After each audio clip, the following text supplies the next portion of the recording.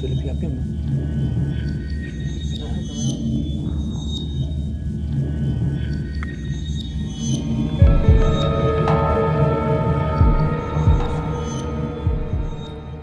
Poyraz.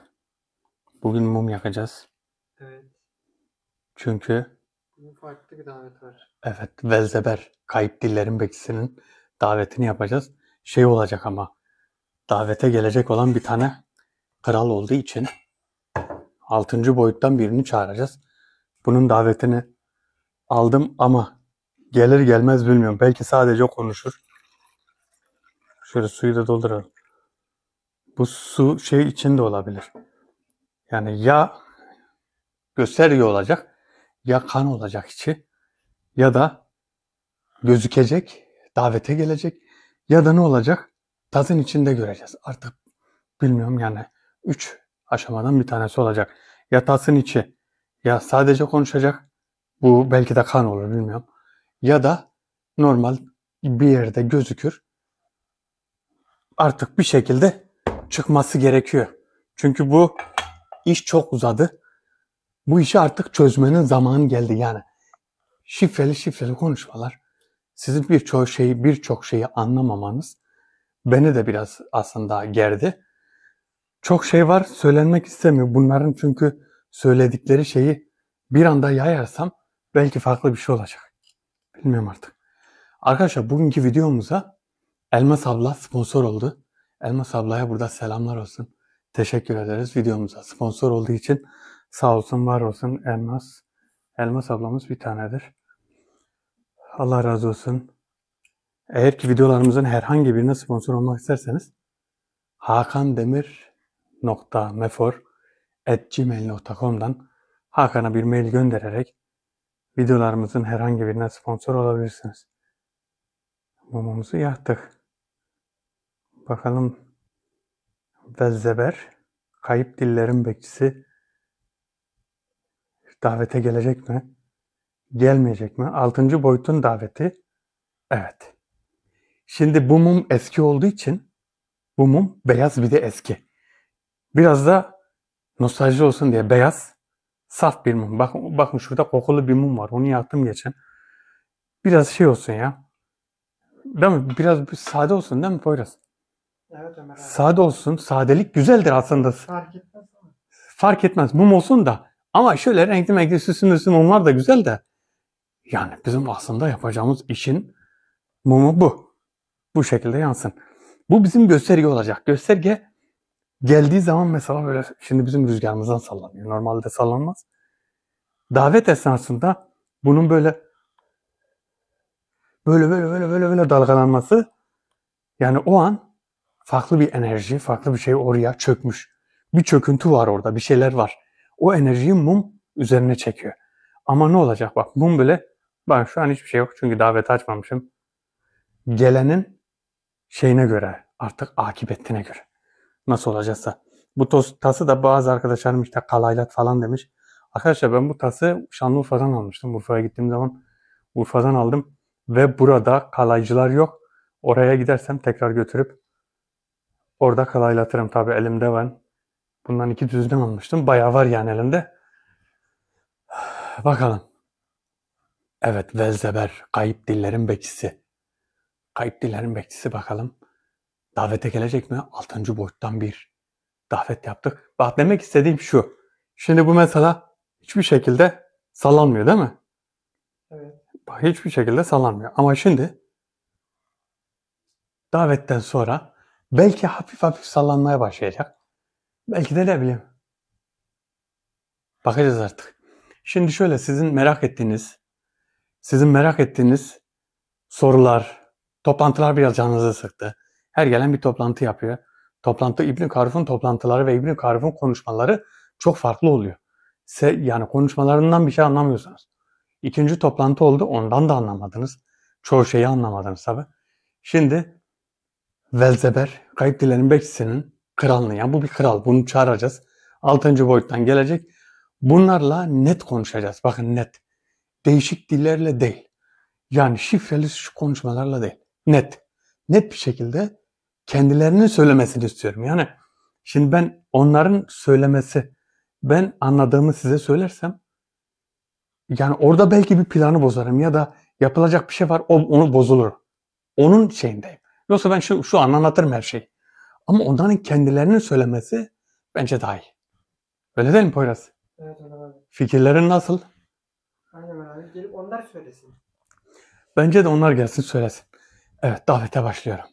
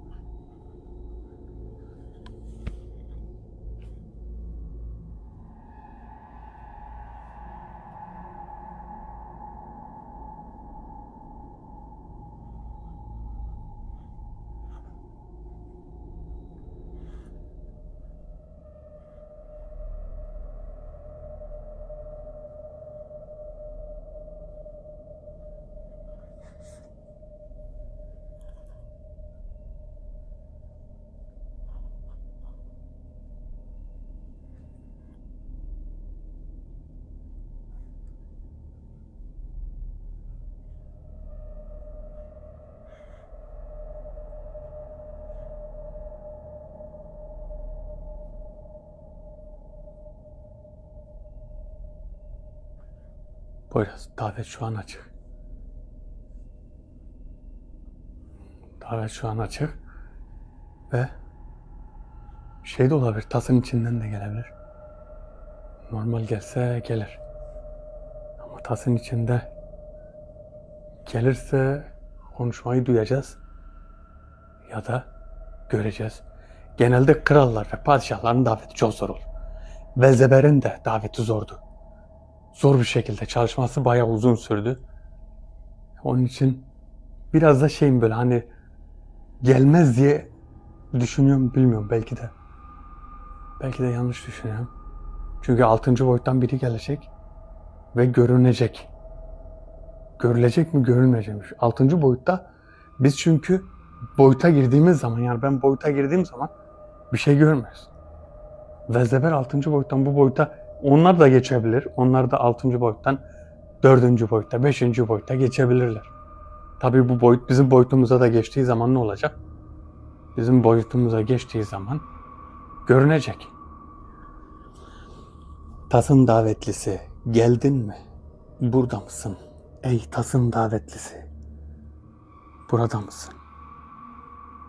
Ey tasın davetlisi, burada mısın? Hiçbir ses yok. Ekranda bir şey görüyor musun?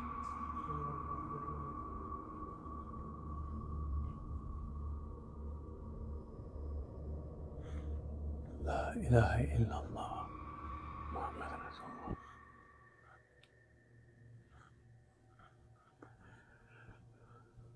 Poyraz. İstersen kamerayı bana ver. Şöyle bir bakayım. Gel oradan bakalım buraya.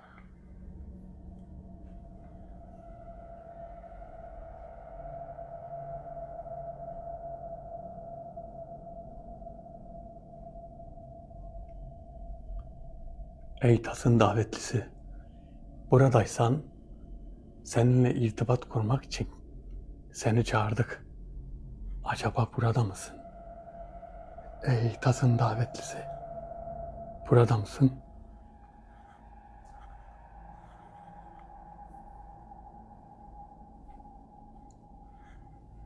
Karşıda da görülebilir ama Hiç mi hocam? geç gelebilir. Geç gelebilir Poyraz. Gelmeyebilir de bilmiyorum da. Çünkü bu davetin provasını yapma şansımız yok. Bugün davete başladık. Davete başlar başlamaz hemen davetini yaptım. La ilahe illallah Muhammeden Resulullah. La ilahe illallah Muhammeden Resulullah. La ilahe illallah. Felzeber kayıp dillerin bekçisi. Felzeber.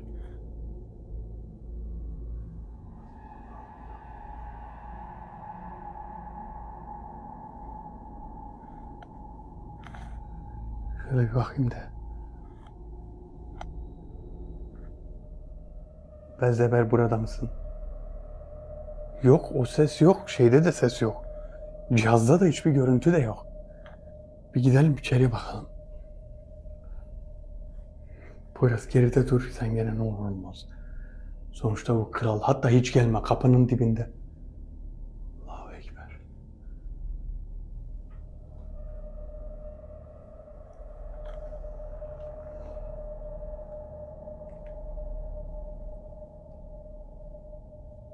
Esselamu Aleyküm ve Rahmetullah.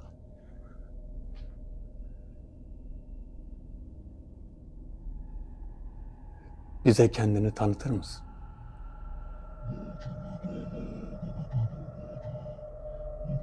Davetimi yapan sensin. Beni tanımıyor musun?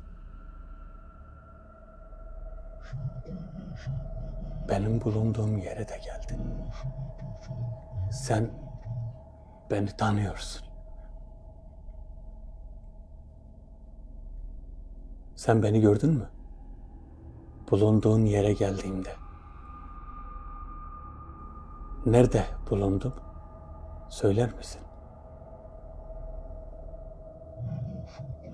İbn-i Kahruf Efendi'nin topladığı toplantıya gelmiştin. Seni ben ve Melkür gördük. O zaman siz gördüğünüze göre beni duydunuz da değil mi? Evet, biz seni duyuyorduk. Konuşulanları tekrar ediyordun. Allahu Ekber. Peki herhangi bir sıkıntı oldu mu? Herhangi bir sıkıntı olmadı. İbn Kahruf her şeyi biliyordu. Bizim gördüğümüzü de biliyordu. Of. Poyraz.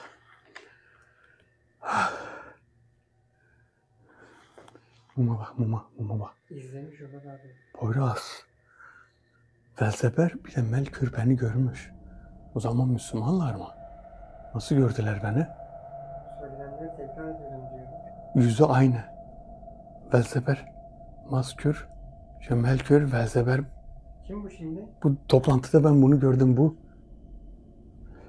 kayıp dillerin bekçisi. Kayıp diller. Kayıp diller ne demek biliyor musun? Konuşulmayan, konuşulması unutturulan şeylerin çok önemli biri. Bu gelen hem çok önemli biri hem de çok önemli şeyler söyleyecek biri. Toplantıyla alakalı çağırdığımızı. İbn Kahruf Efendi. İbn Kahruf da biliyormuş demek ki. İbn Kahruf o da biliyormuş Belzeber'in bir de Melkür'ün gördüğünü. Hiç kötü bir enerjisi yok. Bak, kral olmasına rağmen kötü bir enerjisi yok. Acaba nasıl bir kral? Ama böyle değildi davette. Davette, toplantıda tamam yüz kısmı aynı ama toplantıda böyle şeydi.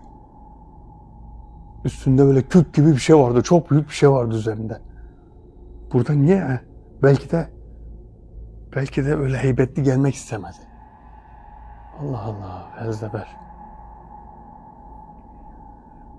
Biraz beni şey yaptı aslında, daha heyecanlandırdı. Aslında konuşurken de sonuçta şöyle bir kral veya padişah çağırdığınız zaman biraz insan etkileniyor. Yani ne söyleyeceğini saldırırsa düşünün. Bir kralın saldırmasını düşünün ya da padişahın. Normal gelen davetliler gibi saldırmaz. Tabii vefk koruması var ama belki de Müslüman, gizli Müslüman olabilir. Biz seni duyuyorduk ve görüyorduk. Bu bile yeter, yani bunu söylemesi bile yeter. Nasıl görüyordu beni ya? Boyutta çoğu Müslüman beni sadece görüyordu. Bir kısmı da duyuyordu. Belzeber güçlüdür, gelmiştir Poyraz, bakalım mı? Gel bak. Şu bakalım görecek miyiz acaba? Bak mumda hiçbir hareket yok, görüyor musun? Evet. Hareket etmiyor. Çok fena ya. Gözükmüyor. Evet. Belzeber.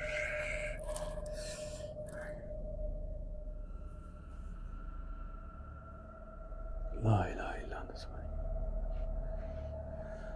La ilahe illallah.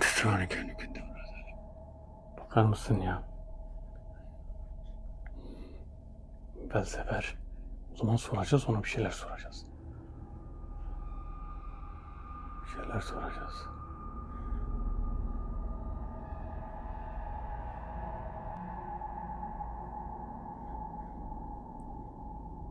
Sanki tavanda geziyor. Farklı bir enerjisi var. Belzeber. Eğer buradaysan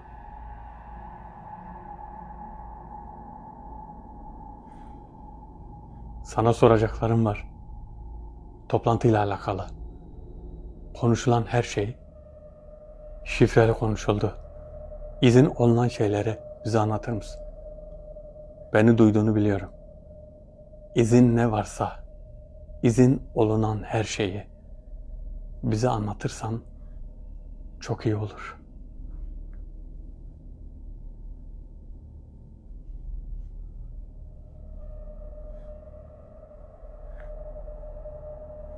Bakalım mı oradan? Bakalım Ömer abi.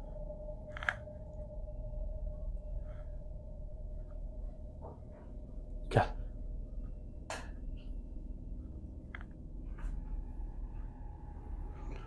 La ilahe illallah.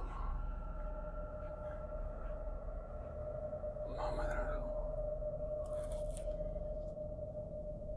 Belzeber. Kayıp dillerin bekçisi. Kayıp dillerin kralı. Kayıp dillerin padişahı. Eğer buradaysan görül. Seninle sadece konuşmak istiyorum. Seninle sadece konuşmak istiyorum. Buyur gel. Sen arkamda dur. Ne olur ne olmaz. Ne olur ne olmaz. İşte Poyraz, geriye git. Geriye git bak. Belzeber. Sen misin?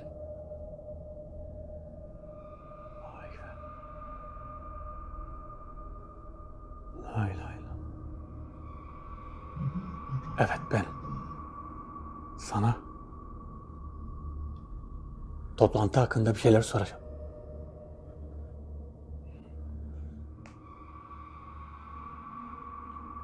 Bana toplantı hakkında bir şeyler anlatabilir misin?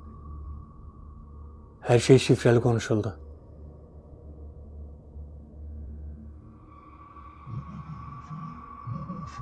İzin verilen birçok şeyi anlatabilirim.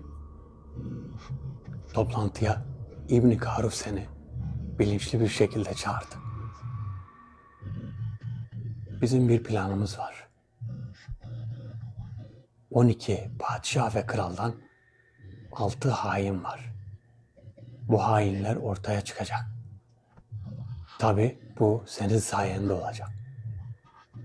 Toplantının gereğini yaptık. Ve bunların ne anlama geldiğini söylemek istiyorum. Ben buraya insani bir şekilde geldim. Niyetim korku ve endişe vermek değil. Sadece bilgi vermek. Buraya geldiğimi İbn Karuf da biliyor.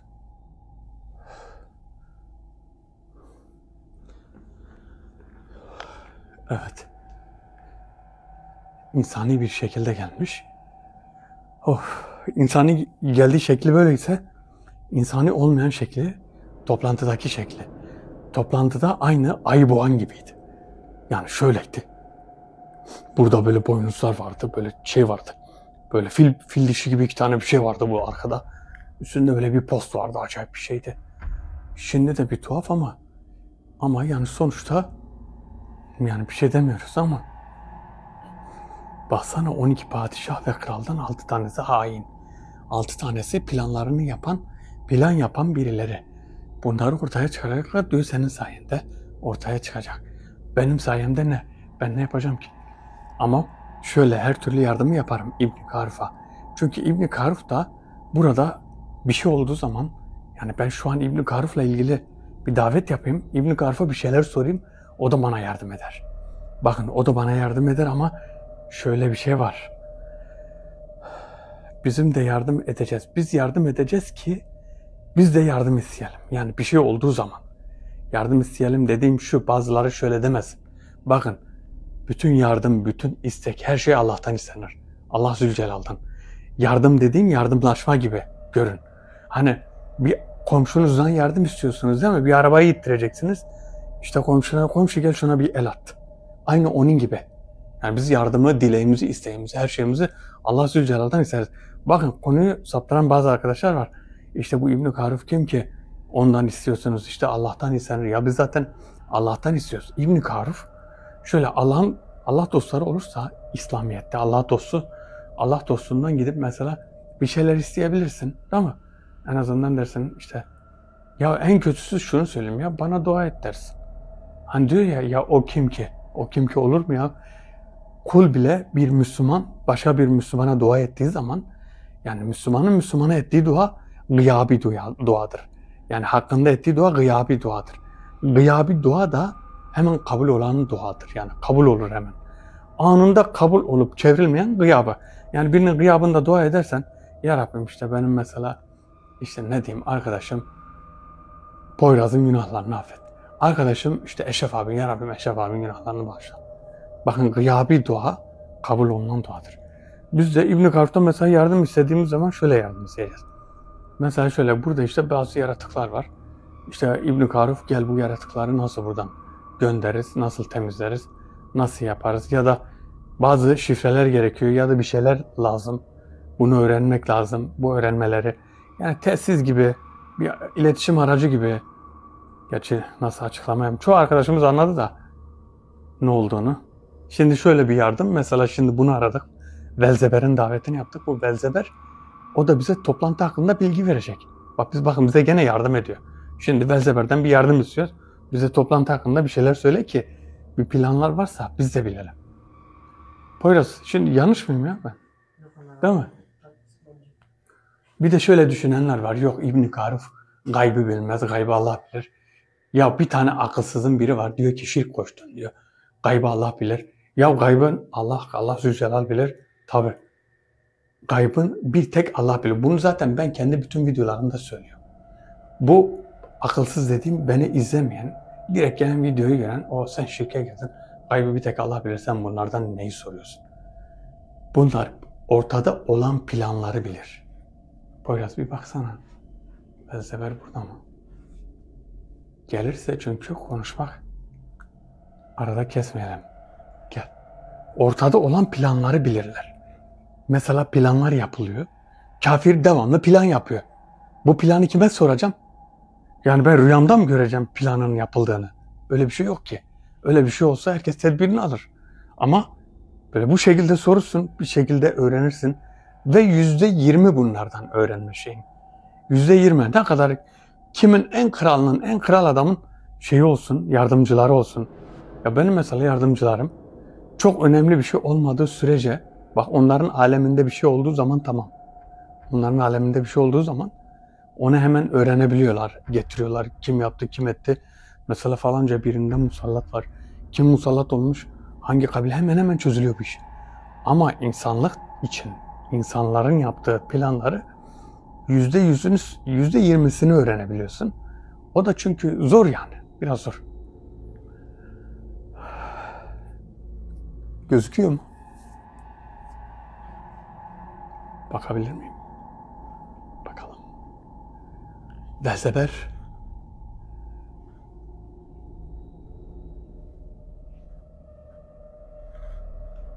Eğer buradaysan seni bekliyorum. Eğer buradaysan çünkü şöyle konuştuğum zaman belki gelmeyebilir de Yani o da bizi bekler belki de, bilmiyorum da.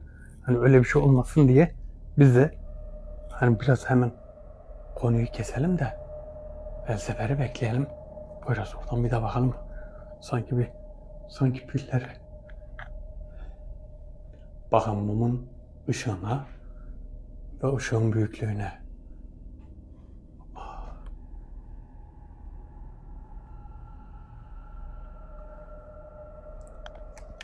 Evet. Ey 6. boyutun kralı. Bana toplantı hakkında bilgi verir misin? Bu toplantının amacı neydi? Söylenenler nelerdi? Bunları bana söyler misin? Toplantıda söylenenler. Her şey kırılma noktasına geldi.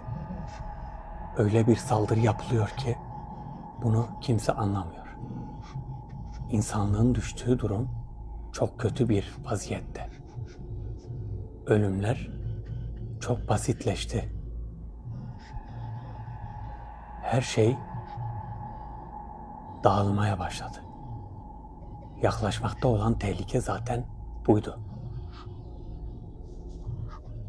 Dünyaya yaklaşan büyük tehlike yavaş yavaş etkisini gösteriyor.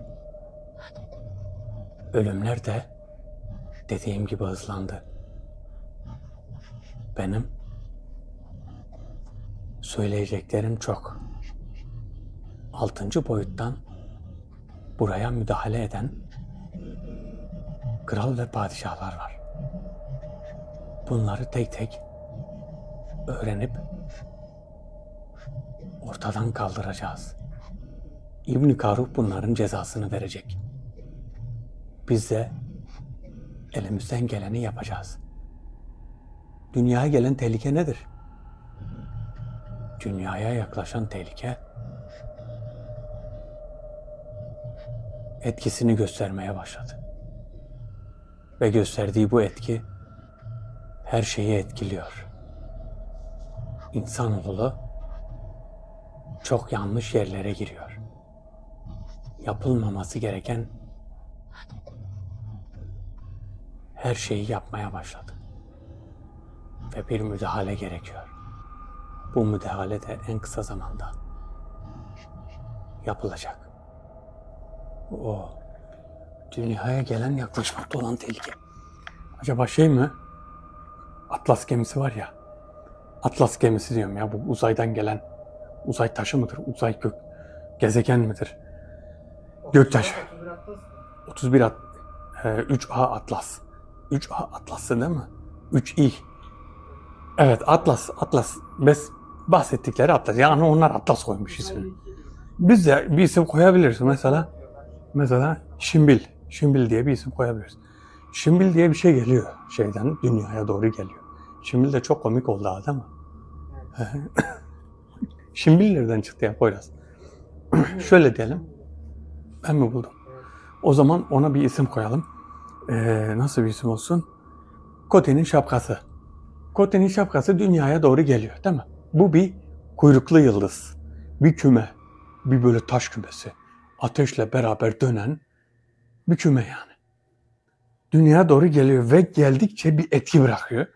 Bir de 6. boyutta 6 tane kral ve padişah var. Bu kral ve padişah buraya müdahale ediyor.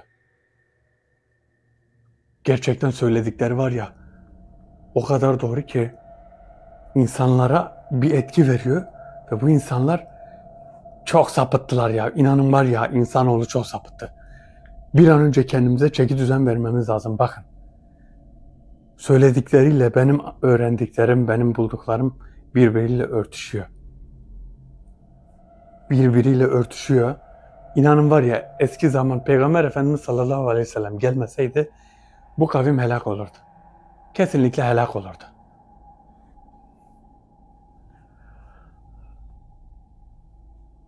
Bakın göstergemiz, mum nasıl yanıyor? Dümdüz.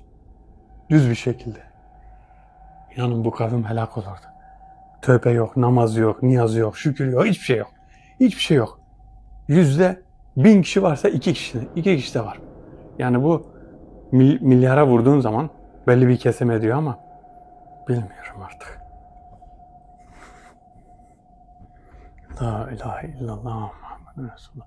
Gene İslamiyet'i en güzel yaşayan ülkelerden bir tanesi Türkiye. Bizim ülkemiz. Yani çok güzel, çok güzel dediğimde değil de hani biraz saygılı. Yani saygı gören bir yer aslında ülkemiz. İslamiyet'e, dine değer veriyor ama vermeyen de çok. Ne diyeceğim?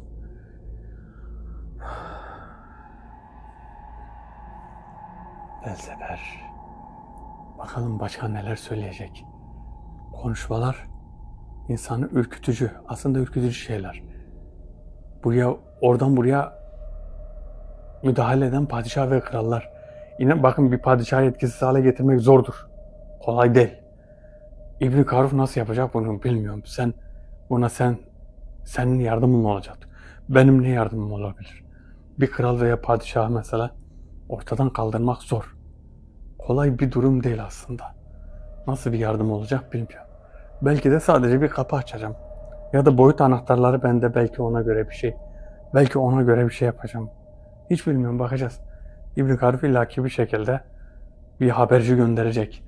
Ya da bir şeyler gönderecek yani. Görebiliyor musun? Göremezsin. Hiçbir zaman daha görmedin. Daveti yapmadık diye. Daveti sen yapmadın diye. Evet. Davetli, Belzeber. Daha kimlerini anlatacağı var. Ateş sanki, baksana. Mumun yarısı kadar ateş var. Gel bir. Bak bu nasıl bir enerji? Bak muma bak, ateşe bak. Böyle bir ateşin uzadığını görüyor musun? Yaklaş bak. Bak ateş nasıl uzadı, gördün mü? Bunu yapan aslında. Yaklaş. Bak. Ateşin uzunluğuna bak, muma bak. Görüyor musun? Yani yukarıdan çekiliyor böyle ateş. Yukarıya doğru çekiyor. Bu enerji onu. Yani normalde mumların ateşi küçük olur ama kendinin yarısı kadar ateşi var. Tasta herhangi bir şey var mı? Tasa bir bak. Görüyor musun bir şey? Kamerayı yakmayasın mumda. Tasada herhangi bir şey. Belzeber. Eğer söylediklerin ne zaman gerçekleşecek bilmiyorum. Oh. Artık şey yapıyorum. Saniyeye bakıyorum. Davet açıldıktan sonra dayanma güçleri zaten artık ezberledim. Devamlı yapıyorum. Mesela bir padişah geldiği zaman ayarlıyorum saati, bir bakıyorum. Davet açıldıktan sonra ne kadar durabiliyor? Ne kadar da kayboluyor? Kaç saniyede gidiyor? Kaç saniyede geliyor? Bunların hepsini zaten ben bir çalışmada zaten kitaba yazıyorum bunları. Kitabı çıkaracaktım. Biraz erken gördüm. Biraz zaman geçsin. Belki de önümüzdeki sene artık, belki daha erken olur, daha geç olur. Şu an hiç bilmiyorum. Ama bitmek üzere yani. Çok aslında bitmiş de eklemeler yapıyorum. Aslında bitmiş. Belzeber.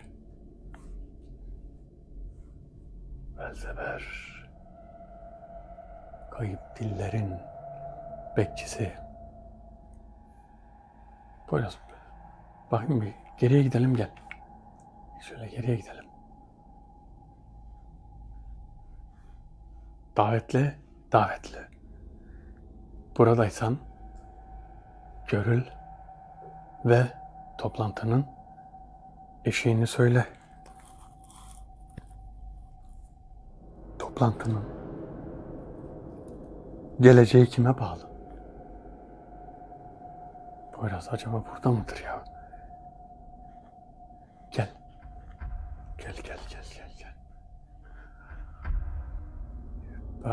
Evet, mum normale dönmüş.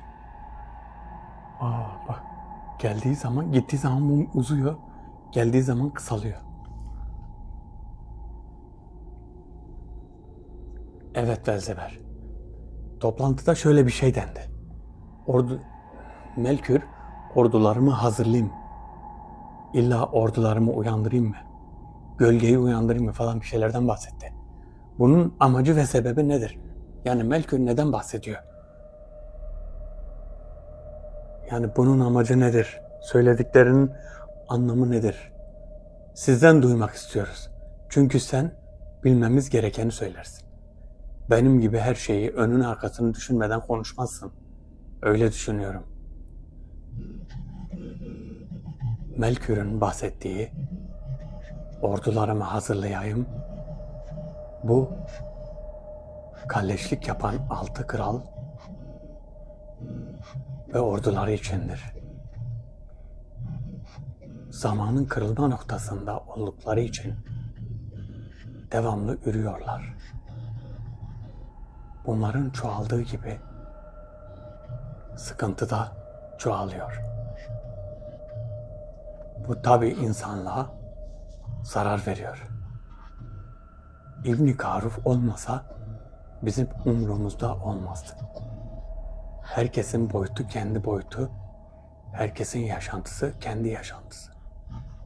İbn Karuf bizleri birer askeri gibi görüyor.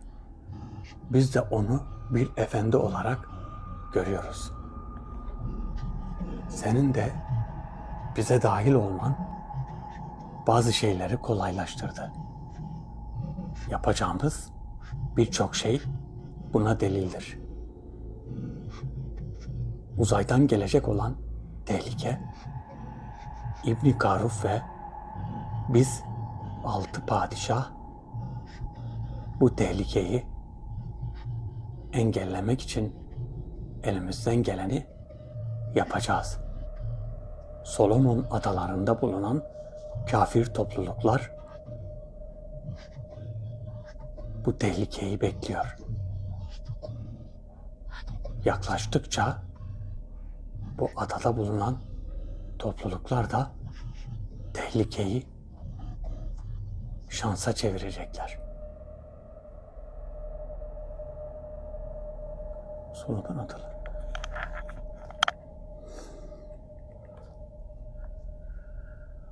Poyraz ah. Baksana ya. Hı? Evet. Bu 6 padişahın yaptıkları dünyaya etki ediyor. Dünyaya etkisi var bak. Dünyaya, insanlığa etkisi var. Bak ne diyor? İbn Karuf olmazsa bizim umurumuzda olmazsa diyor. Dünyaya istediği kadar etki yapsınlar. Ben biliyordum zaten. Çünkü bunların kralları, padişahları bu tarafa müdahale etmez. Müdahale etmediği için ne oluyor bu sefer? Onlara ne? Diyorlar yani bize ne? Kendi kendilerini korusunlar. Kendi kendimizi kimse... kendi kendilerini korusunlar da herkes kendini koruyamaz. Bir şekilde engel olmak, yapmak lazım. Bak bir de Solomon adalarındaki kafir topluluk, uzaydan gelecek olan Koti'nin şapkası oradan geliyor ya buraya. Atlas yani. Atlas buraya doğru geliyor. O yaklaştıkça Solomon adalarında bir müdahale var. Bir şeyler yapılacak. Bu Atlas'ın üzerinde de kabile var. 7 kabile mi vardı? 2 kabile miydi? 7 kabile miydi? Tam olarak hatırlamıyorum. Gelen davetli söylemişti. Benim hafızamdan daha güçlü hafızası olan arkadaşlarımız var. Yorumlara yazarsa 7 kabile miydi? 7 kabile mi vardı üzerinde? Poyraz sen hatırlıyor musun? O Atlas'ın üzerinde 7 kabile sanki vardı. Bu kabileler de orada Atlas'ın üzerinde yaşıyorlar. Aslında yaşamaları şöyle. Atlas'ı gördüler, yallah oraya koloni kurdular. Ya da kabileyi oraya taşıdılar. Artık nasıl bir şey oluyorsa. Ve öyle bir şey var ki bu Solomon adalarındakiler buraya bir şey yapıyorlar. Metafizik saldırı yapıyorlar. Bakın bu 6. boyutta olan krallar ve padişahların yaptığı da metafizik saldırı. Bu da bir metafizik saldırıdır yani. Korkmamız mı gerekiyor? Aslında korkmamız, bir insanın başına bir şey gelmeden hiçbir şey anlamıyorsun. Başta tedbir alırsan başına bir şey gelmez. Bir felaket görüyorsun, birinin başına bir felaket gelmiş. Bu herkesin başına gelebilir. Böyle bir şey var. Herkesin başına gelmemesi için mutlak kaderi değiştirmek Bakın Allah Zülcelal'ın kaderini, yani kader yazgısı şu. Allah Zülcelal'ın her şeyi bilmesine ve kitapta yazana, Levh-i Mahfuz'da yazana kader denir bakın. Allah Zülcelal bilir. Bunu değiştirmek insanın elinde. Bakın nasıl mesela sadaka verdiğin zaman ömrün uzuyor değil mi? Bir insanın ömrü mesela böyle değil. Diyor ki ben 65 yaşına kadar yaşayacaksam ondan başka ömrüm yoktur diyorlar mesela. Ya da 70 yaşına kadar. Sadaka ömrü uzatır. Bakın. Sadaka belayı def eder. Başına bir şey gelecek diye kaderde yazıyordu. Sen sadaka verdin. Allah Zülcelal onu Levh-i Mahfuz'dan siliyor, değiştiriyor. Yani değişiyor bu. Yeni bir kader çiziliyor. Tabii yeni bir kader yazılıyor. Yani bu sadaka verdi, iyilik yaptı. Ona iyilik, Allah Zülcelal bizim zaten bu dünyada bizim mükafatımızı veriyor zaten. İnan ki sadaka. Şeytan insana şöyle bir şey yapar bakın. Şeytan gelir der ki sakın verme, paran biter. Bak paran biter diyor, sakın verme. Seni fakirlikle korkutur. Ama sen verdiğin zaman Allah Zülcelal onun sana en az 10 katını geri verir. Aslında ben şunu çok denedim. 10 katı değil, binlerce katı geldi. Binlerce katı Allah Zülcelal bana nasip etti. Yani şöyle söyleyeyim, hepimize olur. 1 lira verirsin, 10 katı ne? 10 TL. Ama sana 1000 katını, sen 1 lira ver, Allah Zülcelal sana 1000 TL versin. 1000 TL, inan ki 1000 TL veriyor. Bir bakıyorsun olmayacak bir şey oluyor. Ama sen ne diyorsun? Şeytan da gelip böyle diyor. Ya sen zaten diyor iş yapacaktın diyor. Bu para da öyle geldi diyor. Kadere şeye bağlama diyor, sadakaya bağlama diyor. Sen de diyorsun doğru lan diyorsun. Zaten ben bunu satacaktım. Allah nasip etmezse orada 1 sene kalır. Bakın ben mağazamda duruyordum. Bir koltuk takımı vardı. Bir yatak odası, bir koltuk takımı 2 yıl boyunca satılmadı. Kaldı burada. Hiç gitmedi. Tabii başka takımlar satılıyor, ediyor. Bir de yatak odası vardı. Yatak odası da 3 yıl satılmadı. Hep aynı yerdeydi. Bazen yerlerini değiştiriyordum. Neyse, dediğim bunun üzerine işte. Sadaka ya da iyilik yaptığın zaman bir bakıyorsun o satılmayan mal şak diye satılıyor. Yani bereket geliyor, öyle söyleyeyim. Bunu kulak arkası etmeyin. Bir de şöyle bir şey var bakın. Ya böyle söylemek haddime değil de çok özür dileyerek söylüyorum. Biri geldiği zaman size işte bir şey istediği zaman. Yani size biri geldi, dışarıya çıktınız çarşıya, biri size doğru geldi, bir şey istedi. Onu boş çevirmeyin. Bakın Allah Zülcelal, Peygamber Efendimiz sallallahu aleyhi ve sellem dedi. Boş çevirmeyin. Eğer varsa tabii. Varsa üzerinizde onu, çünkü onu sana gönderen Allah. Allah Zülcelal onu sana yolluyor. Onu sana yollamasının sebebi sen imtihandasın ya. İster zengin olsun, ister fakir, ona bakmayacak. Hiçbir şey. Bu yaşlı, bu fakir, bu güçlü, bu çalışabilir, bu çalışamaz. Konu bu değil. Konu Allah sana onu gönderdi değil mi? Bir bakıyorsun ne var hani? Ya ne varsa ver işte. 1 TL varsa küfür bile etse ver yani. Ver yani. Tavsiyem yani size. Bakın o zaman görün. Kaza bela sizden defoluyor. Poyraz. İçeride hala gözüküyor. Bayağı bir bekledik. Ben hissettiğim zaman geliyor, kamerayı senden alıyor. Şu an yok diye biraz konuştum da kusura bakmayın. Biraz konuşuyorum ama hani bazı arkadaşlar işte diyor çok konuşuyorsun hemen ileri alıyorlar. Şöyle yapıyorlar, böyle yapıyorlar. Yani benim programım böyle. Benim yaptığım program akışı bu. Konuşuruz, gelir, muhabbet ederiz. Sorular sorarız, bir şeyler yaparız. Sizinle konuşurum. İşte davetli gelir, soru sorarım. Bir şeyleri öğrenmeye çalışırız, bir şeyleri yapmaya çalışırız. Bizim program bu yani. Ha, canavar görmek istiyorsan atlat izle.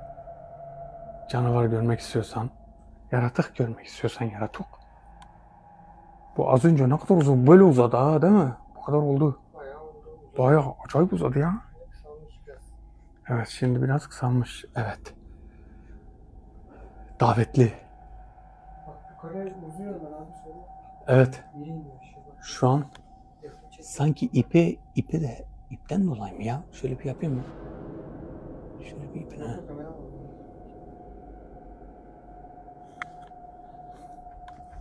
Yüzüğü bir kısalıyor. Bakar mısın ya? Allah'ın ateşi ne güzel bir şey ya bak. Şu ateş insanlığa var ya hayat veren bir şeylerden bir tanesi. Mesela bu.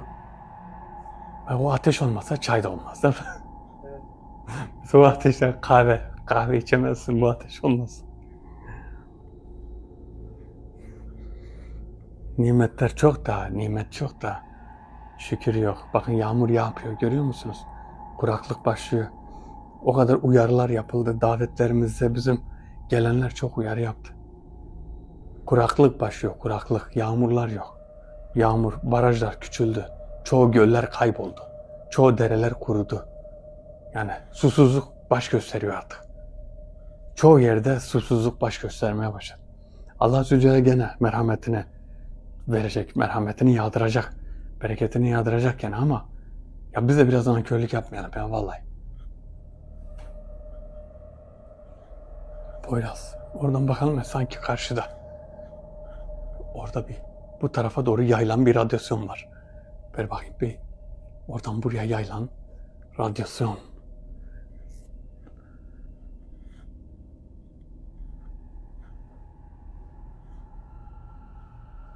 Evet kral, geldin mi?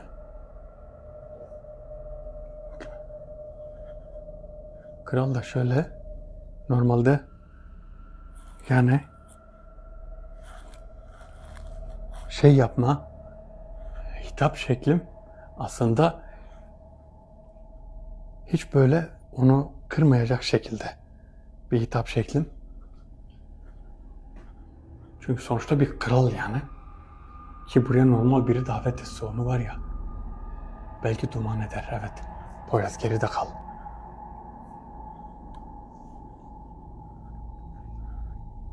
Misafirimiz, davetlimiz.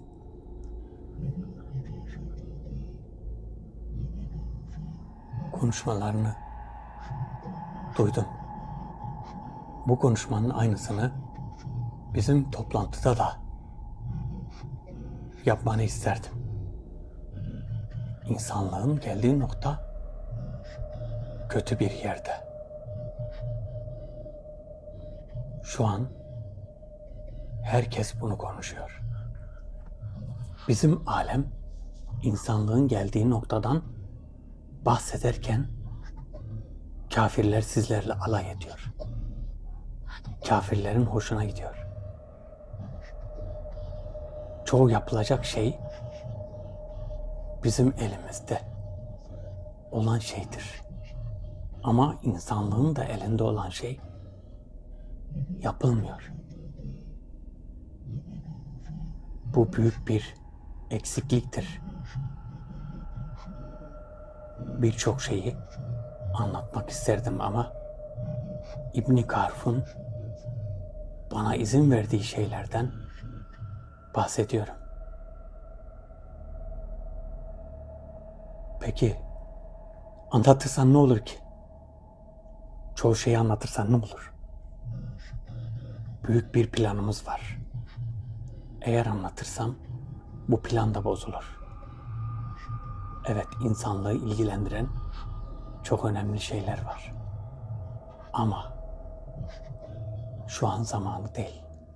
Zaten zamanı olsa sen kendin anlatırsın.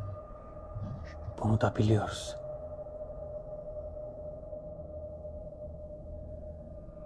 İbn Karf'ın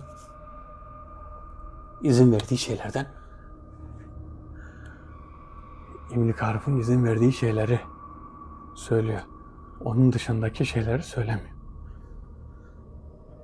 Benim de anlatmak istediğim buydu zaten. Hani çoğu kişi arkadaşlar bana soruyor.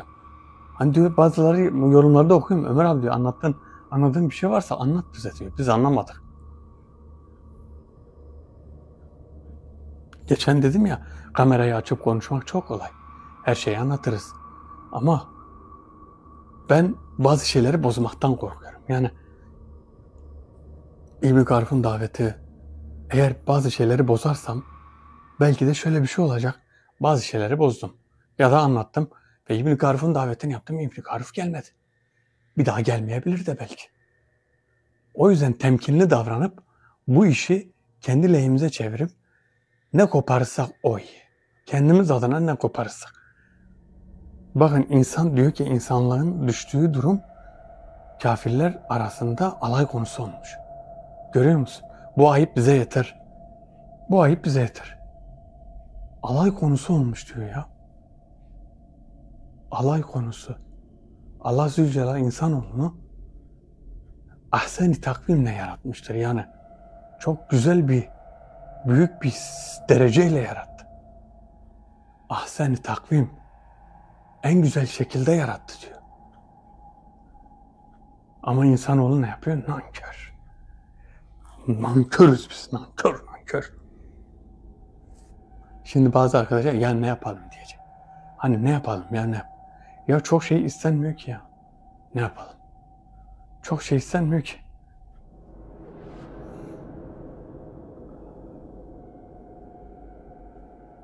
İmtihan dünyası, imtihan.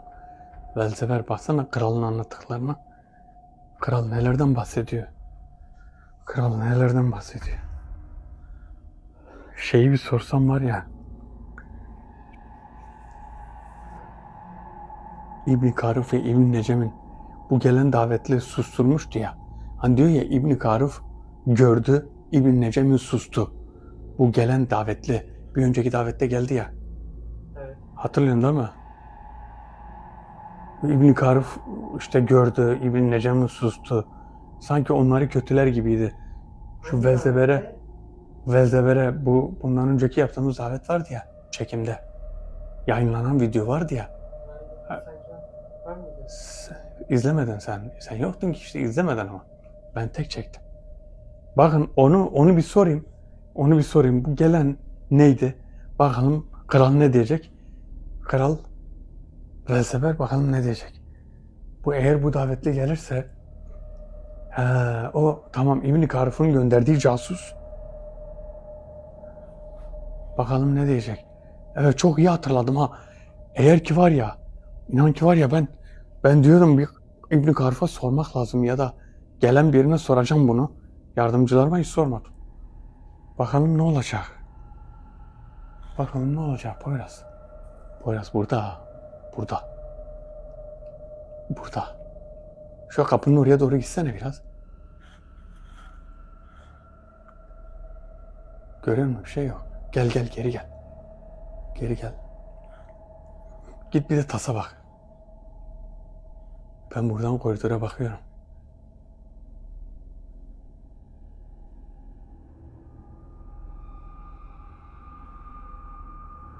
La ilahe illallah.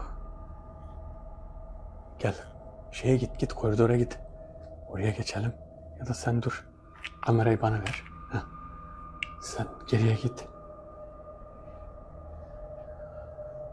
La ilahe illallah. Sübhaneke ne günde biraz al. Evet misafirimiz.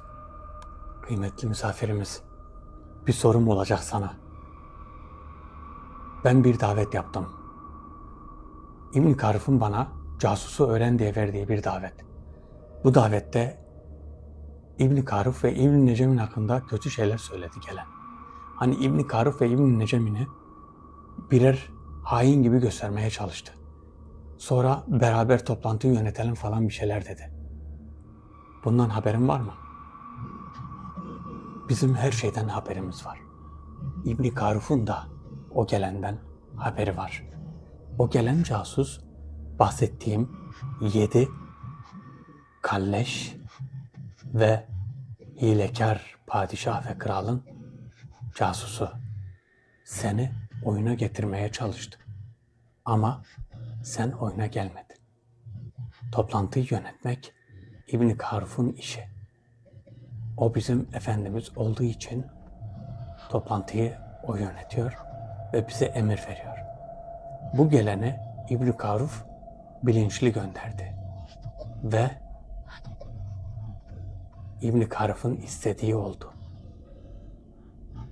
Yani o gelen istediklerini elde edemedi. Şu an bunu biliyorlar. Var ya. Bak ateşe bak. Ateş hareketleme mi? Ben var ya, inan var ya. Ya bizden söyleyen bir sürü arkadaşımız oldu. Bir de sen gör ailesi içinden yorumlara yazan bayağı arkadaşımız oldu. Buna güvenilmez. İşte bu saçmalıyor. İşte bu casus bu. Öyle söyleyen arkadaşlarımızın hepsi oldu. İnanın var ya bu işi siz çözmüşsünüz ya gerçekten. Yorumları okudum. Bakın yorumlarınızı okudum. Gerçekten bu işi çözmüşsünüz ki bu önceki davetteki gelen casusun kendisiymiş. Ve İbn Karif'in görevlendirdiği biri değil. O 6 tane kralın soytarısı. Allah. Demek öyleymiş ha. Fark edecek hiçbir şey yok. Fark etmez. Biliyorlar, haberleri var. Demek beni oyuna getirmeye çalıştı. Söyledi de ben sanki şöyle miyim hani söylediği gibi ben hemen onun söylediğini yapacak mıyım? Bunu teyit ettirmeden, bunu sormadan, yardımcılarıma sormadan, İbn Karif'in davetini yapmadan yapacak mıyım? Yapacak değildi herhalde. Şimdi o zaman ne yapmam lazım biliyor musun Poyraz? Ateş ne durumda? Yapacağım şu.